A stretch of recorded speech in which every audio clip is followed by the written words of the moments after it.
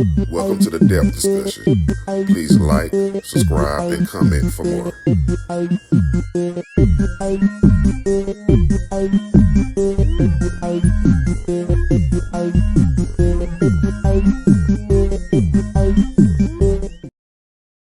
Hey everyone, welcome back. You know how we love to take those deep dives into fascinating topics, right? Absolutely. Well, buckle up because today we're tackling something that's close to a lot of people's hearts and wallets, I'd say. You bet. We're talking debt management, Yeah. but, and here's the twist, Okay. we're not going the usual route with financial experts and all those textbook strategies. Right. Nope, today we're going straight to the source. People who've actually been there, done that, and come out on top. We've got this amazing collection of interviews with individuals who've conquered their debt. Real stories, real struggles, and real victories. Exactly. So what can we learn from these financial warriors? A lot, actually. First off, it's clear there's no one-size-fits-all solution.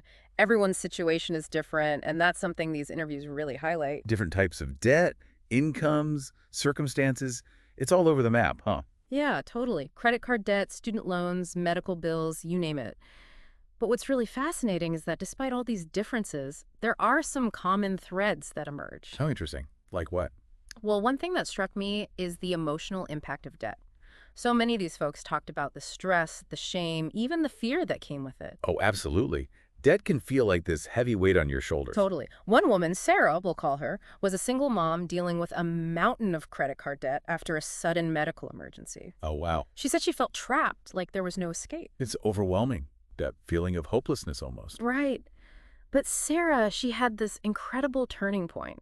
She decided she wouldn't let debt define her, and from that moment, she made a conscious effort to change her mindset. A shift in perspective. Exactly. Instead of focusing on the negative, she started celebrating small wins, like paying an extra $10 towards her debt each week. Small steps, but they add up, don't they? It's all about that momentum. So mindset is crucial, but how do you turn that positive thinking into actual action?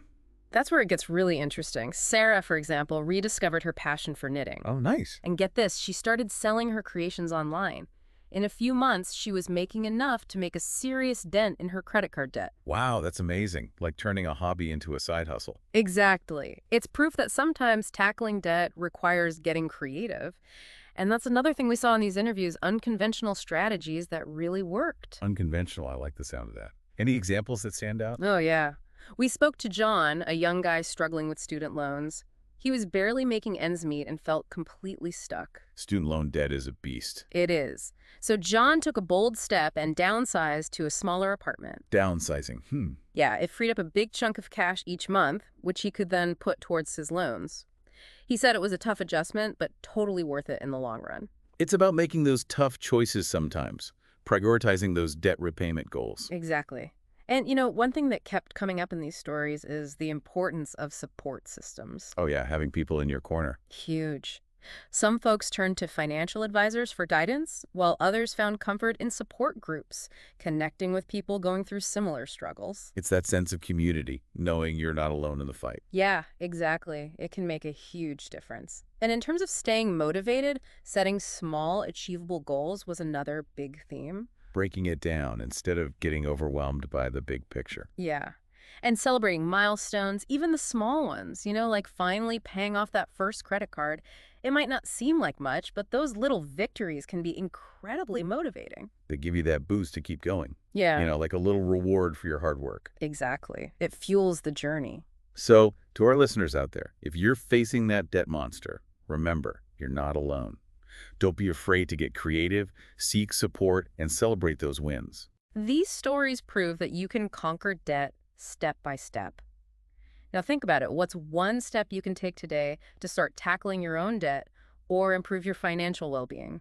It might be something small, but every journey starts with a single step. You got it. That's all the time we have for today's deep dive. Thanks for joining us. Thanks for having me. It was great. Until next time. See ya.